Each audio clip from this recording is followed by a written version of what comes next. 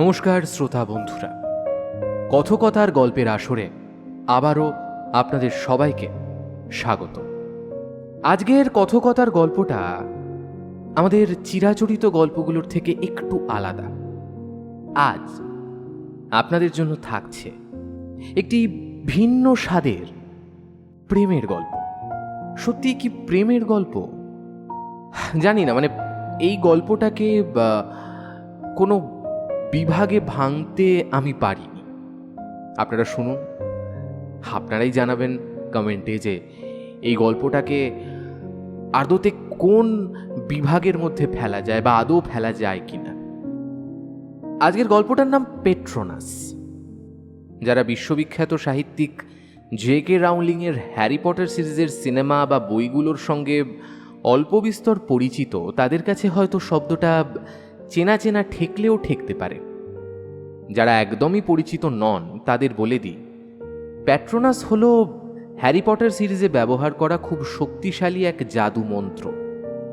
একজন জাদুকর তার সমস্ত শুভ শক্তি, ভালো স্মৃতি একত্রিত করে নিজের আত্মা থেকে একটি পেট্রোনাসকে আহ্বান করেন ডিমেন্টার নামের রাক্ষসে জীবদের পরাস্ত করতে।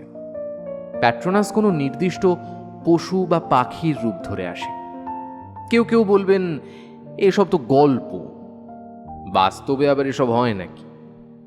জাদুর জগতের ডিমেন্টাররা আসলে মানুষের ঘৃণা, হিংসা, লোভের কাল্পনিক প্রতিফলন। তাই তারা যতদিন আছে ততদিন দয়া, মায়া, প্রেম, স্নেহ এরা পেট্রোনাস হয়ে ধুলোমাখা জগতেই ম্যাজিক ঘটিয়ে যাবেই। ওই যে একজন বলেছিলেন না, ভালোবাসাই হলো সব থেকে বড় জাদু।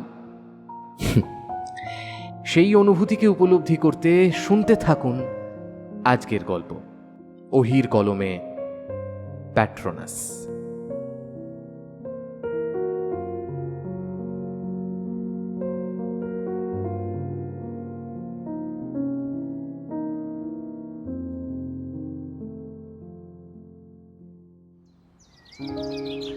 The number cannot be reached now. Please hang up and try again later. সারাদিনে এই নিয়ে 6 বার অনুরণনকে কল করলো মেঘমালা। প্রত্যেকবার হয় নট রিচেবল, নয় সুইচড অফ, নয় আউট অফ রিচ। হোয়াটসঅ্যাপ ইনবক্সে মেসেজ পড়ে আছে, ডাবল টিক হচ্ছে, কিন্তু সিন হয়নি। লাস্ট সিন সকাল 7টার দিকে। মেঘমালা এমনিতে মোটামুটি ধৈর্যশীল মেয়ে। বেশিরভাগ সময় অনুরণন নিজেই এসে টেক্সটে কিংবা কলে খবর নিয়ে যায়, তাই ওকে আলাদা করে খোঁজ নিতে হয় না। কিন্তু যে ছেলে ঘন্টা দুয়েকের মধ্যে অন্তত একটা টেক্সট করে, সকাল থেকে তার পাত্তা নেই। এবার অল্প অল্প টেনশন হচ্ছে। মেঘমালা ওদের দুজনের ইউনিভার্সিটির কমন বন্ধু সৌরভকে ফোন করলো। হ্যালো ব্রো, কি খবর রে? কি করিস? আরে এই তো একটা শ্যুট ছিল বলে কলকাতায় ছিলাম, তাড়াতাড়ি মিটে গেল। নলহাটি ফিরলাম একটু আগে। আচ্ছা আচ্ছা ভাই, বলছি শোন না, অনুরণের সঙ্গে তোর এর মধ্যে কথা হয়েছে রে? এর মধ্যে বলতে মালটা গতকাল সকালে একটা গান রেকর্ড করে পাঠিয়েছিল। ওর রেওয়াজ করতে করতে যেরকম পাঠায় আর কি। সে তো আমাকেও পাঠিয়েছিল, শুনে কিছু বলিনি বলে রাত্রিরে গোসা হয়েছিল বাবুর। কি ব্যাপার কি? হ্যাঁ, কিছু কেস হয়েছে নাকি? আরে দেখ না, রাত্রির হতে চললো, ছেলেটার কোনো পাত্তা নেই, কল রিসিভ অবধি করছে না, মেসেজের রিপ্লাই করছে না। এবারে সৌরভ ন্যায্য রসিকতার সুযোগ ছাড়ে না। অর্থপূর্ণ হেসে বলে, কাতরা রাধিকে বিরহের জ্বালা সহ্য হয় নাকি? হ্যাঁ, হাট, ইয়ার কি মারিস না তো। ছেলেটা ভালো, শুধু মাঝে মাঝে এত উদাসীন আর কেয়ারলেস হয়ে যায়, ভালো লাগে না। আচ্ছা, মধুজার সঙ্গে কথা হয়েছে? মধুজা তো কার্শিয়াংয়ে গেছে, তুই সব ভুলে যাচ্ছিস নাকি? ও হ্যাঁ, রাইট। ম্যাডাম তো এখন পাহাড়ি কে উঁচাই মে, চারো তরফ কোহরা হি কোহরা। ইস, কি খারাপ। দাঁড়া, আমি একবার কাকিমাকে ফোন করে খবর নিচ্ছি। একটু জানা প্লিজ। হ্যাঁ, করছি, দাঁড়া। যদিও বাড়িতে ফোন করে বিশেষ খবর পাওয়া গেল না, শুধু এটুকু জানা গেল যে অনুরণন ব্যাগ গুছিয়ে অনেক সকালবেলা কোথাও বেরিয়েছে। তারপর ফোন করেনি। গৃহকর্তা পবিত্রবাবু বেশ কড়া মেজাজের লোক। দুই ভাইয়ের উপরে তাই একটা অলিখিত নিয়ম রয়েছে, কোথাও গেলে বাড়িতে জানিয়ে যেতে হবে। আজ সেই নিয়মের ব্যতিক্রম হলো। অবশেষে ফোন এলো রাত 11:30টার সময়। মেঘমালা তখন খাওয়া দাওয়া শেষ করে ইউনিভার্সিটির অ্যাসাইনমেন্ট নিয়ে বসেছে। ফোনটা ভাইব্রেট হচ্ছে দেখে দাঁত দিয়ে ঠোঁট দুটো চেপে কয়েক সেকেন্ড ভাবল মেঘমালা। ইচ্ছে করলো ভীষণ কলটা রিসিভ করতে। কিছুক্ষণ রিং হয়ে সেটা আপনা থেকেই কেটে গেল। আবার কল আসছে, কিন্তু কিছুতেই ফোন ধরবে না ও। বারবার কল কেটে দেওয়া থেকে ছেলেটা নিশ্চয়ই বুঝবে প্রেমিকা রাগ করেছে, অভিমান হয়েছে তার। বুঝলো তো বুঝলো, তাতে ভারী বইই গেল। সারাদিন যখন খবর না পেয়ে ওর মন উচাটন হয়েছিল, তার বেলা মেঘমালা ফোনটা সুইচ অফ করে দিল, কারণ ও বুঝতে পারছে অনুরণনের এই চেষ্টার সামনে ওর প্রতিরোধ বেশিক্ষণ টিকবে না।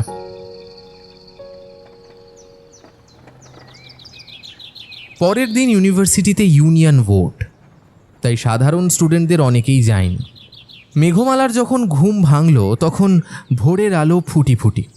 ঘুম ভেঙেই সঙ্গে সঙ্গে ফোনে হাত দেওয়ার অভ্যেস কোনোদিনই নেই, তাই চোখ কচলে চশমাটা পরে ফ্রেশ হতে গেল বাথরুমের দিকে। ফিরে এসে ফোনটা অন করে যা দেখল তাতে একই সঙ্গে হাসি পেল, আবার মন খারাপ হলো। এই ছেলেটা একেবারে পাগল। 40খানা মিসড কল, হোয়াটসঅ্যাপে 10টা সরি মেসেজ আর একটা ছবি পাঠিয়েছে নিজের। ক্লান্ত মুখ, লাল লাল চোখ, চুলগুলো উস্কো খুস্কো। ভারী মায়া হলো। মনে হলো, ইস, এতটা বোধহয় না করলেই হতো, একবার কথা বলে নিলেই মিটে যেত। লাস্ট মেসেজে অনুরণন লিখেছে, জানি রাগ করে ফোনটা অফ করে দিয়েছিস, সত্যি রাগ হওয়ারই কথা।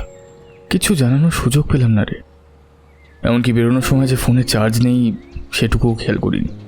মাঝ রাস্তায় এসে দেখি ফোনটা ডেড।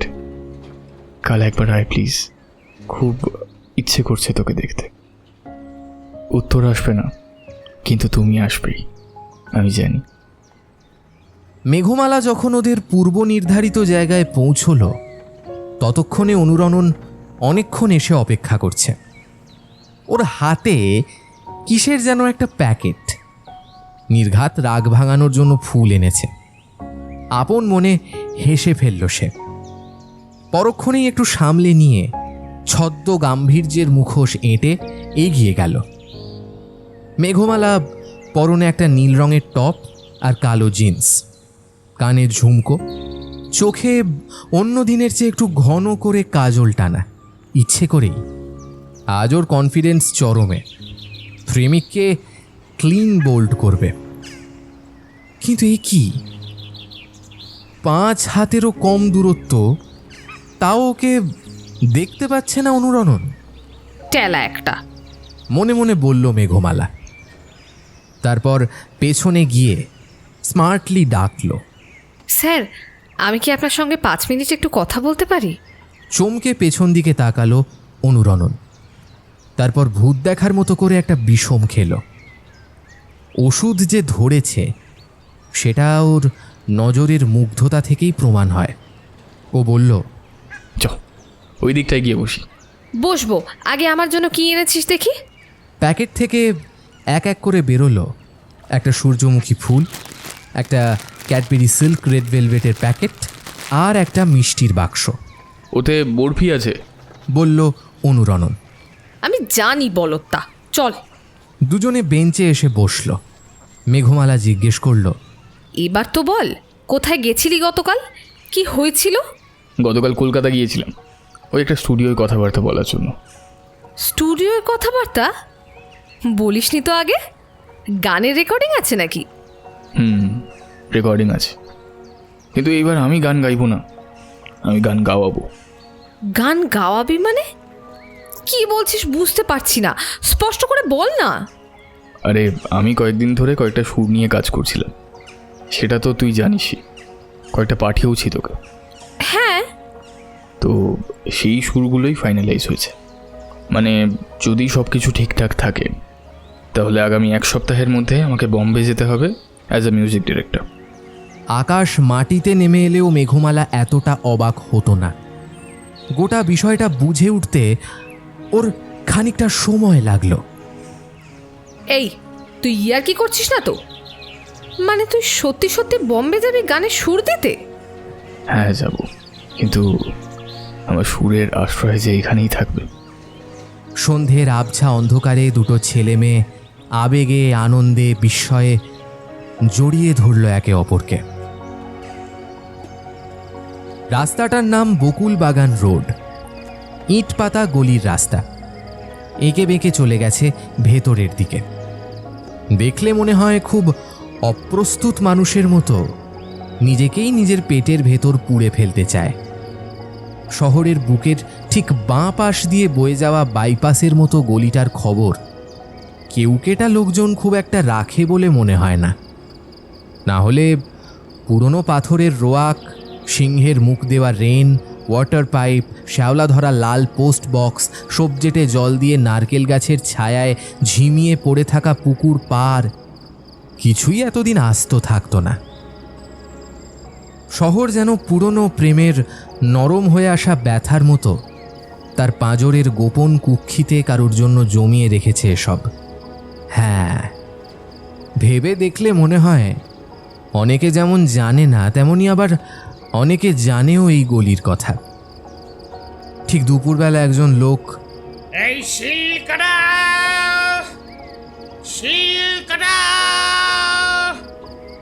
বলতে বলতে রোজ রাস্তা দিয়ে হেঁটে যায়। মনে হয় যেন অনেক দূর থেকে আসছে সেই আওয়াজ, মিলিয়েও যাচ্ছে অনেক দূরে। দু একজন সাইকেল আরোহী নিয়ম করে এই রাস্তা দিয়ে যায়। ওরা ঠিক জানে কোথায় এর শুরু, কোথায় শেষ। তাছাড়া গলিতে মাঝে মাঝে রাত বিরেতে আলেকালে অ্যাম্বুলেন্স আসে। সেই শব্দে দুপাশের সবুজ খড়খড়ি জানলাগুলোয় হয়তো জেগে ওঠে কিছু কৌতূহলী চোখ। এখানে কোনো লুপ কিংবা টাইম বাবল নেই তো? হয়তো সেদিন বিকেলবেলা কোনো ফাঁক থেকে বেরিয়ে আসবে হ্যামলিনের বাঁশিওয়ালা, কিংবা পূর্ণিমার রাতে সবুজ আলো ছড়িয়ে কোনো বাড়ির ছাদে সত্যিই নামবে ইউএফও। ক্যাবে আস্তে আস্তে এইসব হাবিজাবি চিন্তা করছিল মেঘমালা। বকুলবাগান রোডের 13 নম্বর বাড়ির নতুন বাসিন্দা মেঘমালা দাশগুপ্ত। মোবাইলের লক স্ক্রিনের সময় বলছে রাত 12:35। হিসেব অনুযায়ী আজ জানুয়ারির 18 তারিখ, একটা মানুষের আছে থেকে হঠাৎ নেই হয়ে যাওয়ার তারিখ। ওদের কি ব্রেকআপ হয়েছিল, নাকি অন্য কিছু? নাকি 2 বছর আগে 18ই জানুয়ারি তারিখে মফস্বল থেকে শহরে এসে স্রেফ উধাও হয়ে গিয়েছিল 27 বছর বয়সী একটা ছেলে? কি যে হয়েছিল মেঘমালা ঠিক বুঝতে পারে না। আজও কিন্তু মেঘমালার কাছে অনুরণন আছে, চিরকালই থাকবে। এইসব ভাবতে ভাবতে ওর পেটটা হঠাৎ মোচড় দিয়ে উঠল। দুপুরে লাঞ্চের পর ডেডলাইনের চাপে আর কিছু খাওয়ার কথা মনে ছিল না, কিন্তু ঠিকই মনে আছে বাবার পেনশনের কাগজপত্র, মায়ের নার্ভের ওষুধের কথা। মনে মনে হাসি পেল ওর। অনু থাকলে নির্ঘাত খেপে যেত, বলতো পৃথিবীর সব কাজ মনে থাকে, শুধুমাত্র খাওয়ার বেলাতেই মহারানী পেটে গামছা বেঁধে রাখে। সত্যি খিদে পেয়েছে, অথচ সেই সঙ্গে শরীর আনচান করছে, গা গোলাচ্ছে। তাড়াতাড়ি পিরিয়ডস কিক-ইন করলো কি? কাল ক্লায়েন্ট মিটিং, মহা সমস্যা হবে তাহলে। চোখ দুটো হঠাৎ কেমন জ্বালা করছে। ম্যাডাম, ডেস্টিনেশনে এসে গেছি। চমক ভাঙল ড্রাইভারের গলার শব্দে। হ্যাঁ, কত হয়েছে দাদা? 372 টাকা ম্যাডাম। বলছি 2 টাকা খুচরো হবে না? না দাদা, অনলাইন পেমেন্ট নেবেন? ক্যাশ দিলে ভালো হতো ম্যাডাম। ঠিক আছে, আপনি জিপে করে দিন, অসুবিধা নেই। পেমেন্ট হয়ে গেলে পরে সাদা ক্যাবটা কিছুক্ষণের মধ্যেই কুয়াশায় মিলিয়ে গেল।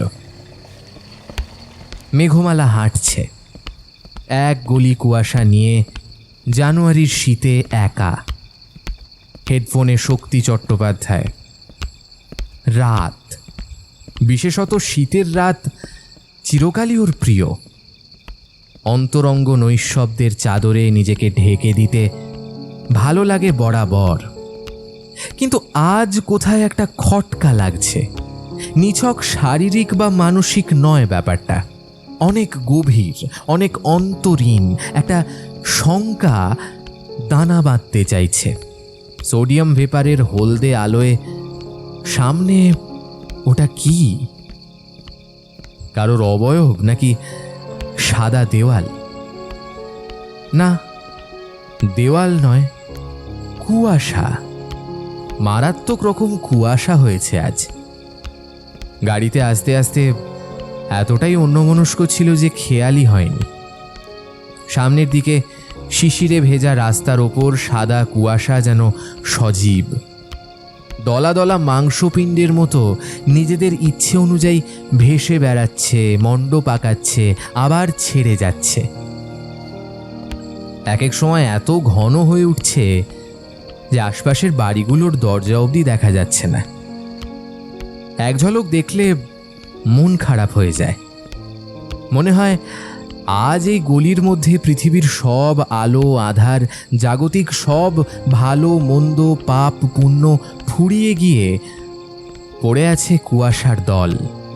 এটা রাত নয়, আর কোনোদিন সকালও হবে না। রাত দিনের ভেদ মুছে গেছে। মেঘমালা এতক্ষণ গলির মুখে মূর্তির মতো দাঁড়িয়েছিল। এবার খেয়াল হলো রাত বাড়ছে। যত তাড়াতাড়ি সম্ভব বাড়ি পৌঁছনো দরকার, কিন্তু পা নড়ছে না, সীসার মতো ভারী। কুয়াশাগুলো এতক্ষণে আরেকটা জ্যান্ত মানুষের অস্তিত্ব টের পেয়েছে। মেঘমালার হঠাৎ ভীষণ কষ্ট হতে শুরু করলো।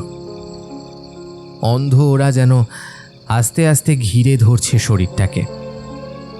এই মুহূর্তে অনেক কষ্ট করে মেয়েটা গলির ঠিক মাঝখানে দাঁড়িয়ে আছে। রাস্তায় বসে পড়তে পড়তে দম বন্ধ হয়ে আসছে। জীবনের সমস্ত না পাওয়ার আক্ষেপ, চিরতরে হারিয়ে ফেলার দুঃখগুলো বুড়বুড়ি কাটতে কাটতে মনের গভীর থেকে সচেতন চিন্তায় ভেসে উঠছে একে একে। ক্লাস 3-এর অঙ্ক পরীক্ষার রেজাল্ট, প্রিয় পুতুল হারিয়ে যাওয়া, মাধ্যমিকের জীবনবিজ্ঞান পরীক্ষায় ইনভিজিলেটরের নোংরা ছোঁয়া, ফার্স্ট ইয়ারে সেই ধূসর দিন রাত্রি, সব সব এমন কষ্ট যাতে কানের পেছন দিকটা নীল হয়ে যায়। ইনহেলারটা আজ সকালেই দরকার হয় না বলে বের করে রেখে এসেছে বেডসাইড টেবিলে। জলে ডুবে যাওয়া মানুষ যেমন একবার শেষ চেষ্টা করে হাঁ করে নিঃশ্বাস নেওয়ার, সাদা অন্ধকারে তলিয়ে যেতে যেতে মেঘমালাও তেমনই চেষ্টা করল। কয়েকটা দৃশ্য, সূর্যমুখী ফুলের বাগান, খুব চেনা মানুষের গায়ের গন্ধ, অনেক বই ঘেরা একটা ঘরে মেঘলা দুপুর, আর ঠিক এই সময় ঘটনাটা ঘটতে শুরু করলো। ক্রমশ আবছা থেকে ঘন নীল আলোয় ভরে গেল গলির ওই অংশটা। ওই অবস্থাতেও মেঘমালা দেখল একটা আলোর বল হাওয়ায় ভেসে বেড়াচ্ছে আর আস্তে আস্তে আদল নিচ্ছে। ছুঁচলো মুখ, 4টে পা, লেজ, বড় বড় লোমে ঢাকা একটা বিরাট চেহারার কুকুর। এরকম কুকুর এখানে দেখা যায় না। নীল আলোয় গড়া প্রাণীটা একবার গায়ের কাছে এসে ওর পুরো শরীরটা শুঁকল।